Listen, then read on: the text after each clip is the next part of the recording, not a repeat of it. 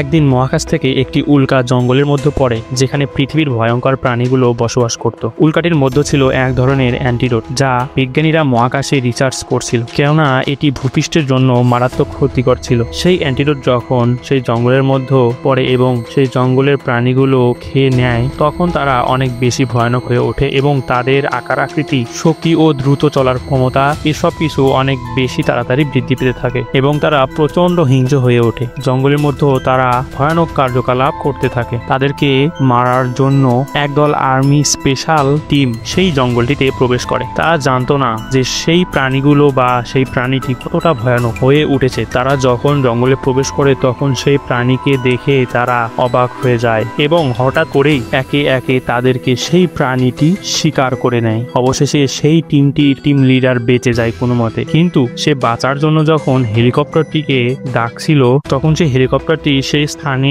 এসে সেই বৃহৎ প্রাণীটির ওপর মেশিন গানের গুলি চালাতে থাকে। তখন সেই প্রাণীটি আরো অনেক বেশি রেগে যায় এবং হেলিকপ্টারটির ওপর আক্রমণ করে দেয়। তখন আমরা বুঝতে পারি প্রাণীটি কতটা ভয়ানক এবং কতটা বৃহৎ সেই প্রাণী। এরই মধ্য দিয়ে সেই স্পেশাল টিমটিকে একদম শেষ করে দেয় সেই ভয়ানক প্রাণীটি। এরপর আমরা দেখতে পাই সেই উল্কার অ্যান্টিডোট আরো কিছু প্রাণী খেয়েছিল। এর মধ্যে হলো একটি সামুদ্রিক কুমির এবং একটি সাদা কালারের গরিলা। তারা অনেক বেশি ভয়ানক হয়ে উঠেছে এবং সেই তিনটি প্রাণী তারা একযোগে শহরে আক্রমণ করছে এবং শহরের মানুষদেরকে একে একে মেরে ফেলছে এবং শহরটিও ধ্বংস করতে থাকে। তখন সেই দেশের সরকার দেশের স্পেশাল নিরাপত্তা বাহিনীকে সেখানে পাঠিয়ে দিয়েও কোনো লাভ হয় না। সেই তিনটি প্রাণী একযোগে তাদের সম্মুখে ভয়ানক আক্রমণ চালায় এবং একটা পর্যায়ে সেই পুরো শহরটিকে ধ্বংস করে দিতে থাকে। তারা অনেক কলাকৌশল ব্যবহার করে বিভিন্ন বড় বড় আকারের বোমা বিস্ফোরণ করতে থাকে, কিন্তু কোনো লাভ হয় না। এত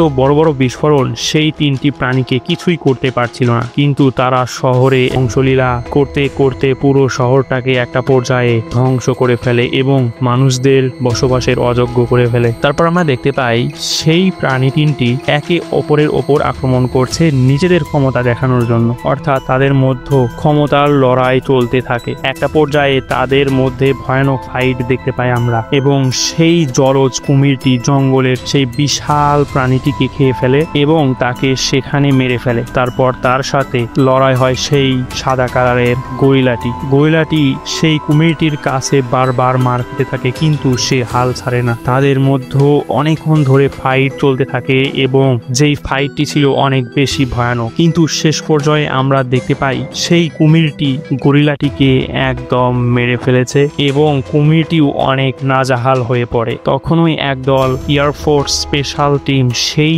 কুমিরটিকেও মেরে ফেলে, আর এর মধ্য দিয়ে মানুষ সভ্যতাকে টিকিয়ে রাখতে সক্ষম হয়। গল্পটি কেমন লেগেছে? যদি ভালো লাগে অবশ্যই লাইক করবেন, আর এরকম নতুন নতুন ইন্টারেস্টিং গল্প পেতে চাইলে অবশ্যই চ্যানেলটিকে সাবস্ক্রাইব করে পাশেই থাকার জন্য অনুরোধ রইল।